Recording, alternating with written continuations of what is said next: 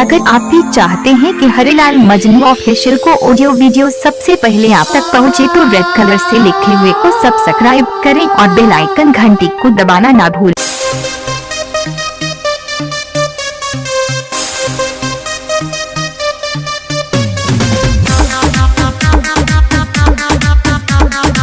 Music by Rajesh Sahni.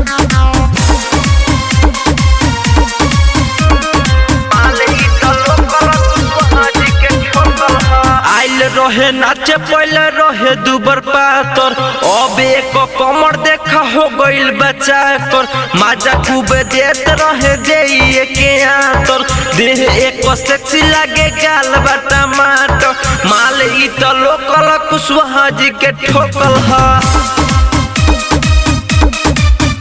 आज भीतर ई त महतो के जोतल ह रहे नाचे पहले रहे दुबर पातर अब एक कमर देखा हो गइल बचा कर माजा खूब देत रहे जे के आतर देह एक सेक्सी लागे गाल बा टमाटर माल ई त लोकल ह कुशवाहा जी के ठोकल ह आज भीतर ई त महतो के जोतल ह रिकॉर्डिंग स्टूडियो घोड़ा सहल लखान।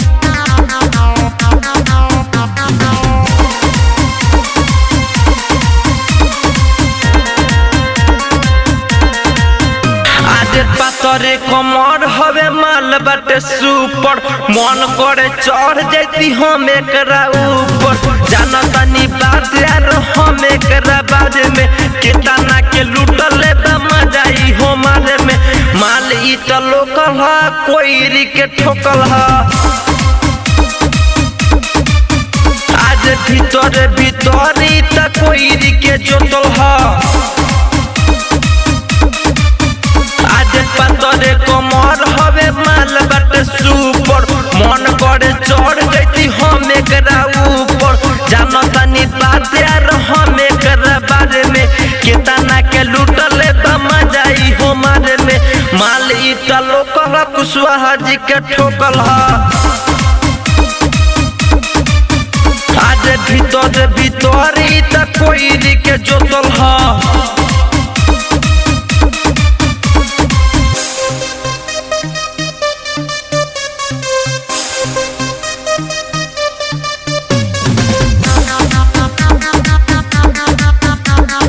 Music by Rajesh Sahni.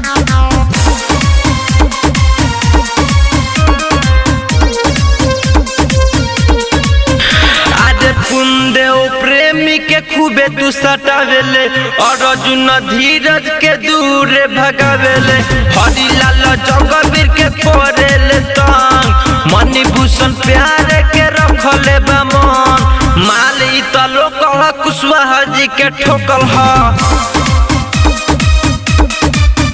आज भीतर ई त महतो के जोतल ह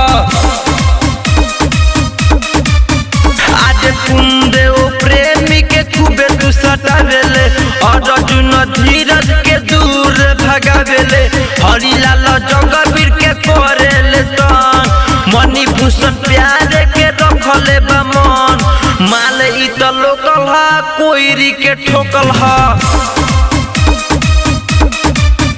आज भीतर ई त कोई के जोतल ह ज्योति रिकॉर्डिंग स्टूडियो घोड़ा सहल लखान।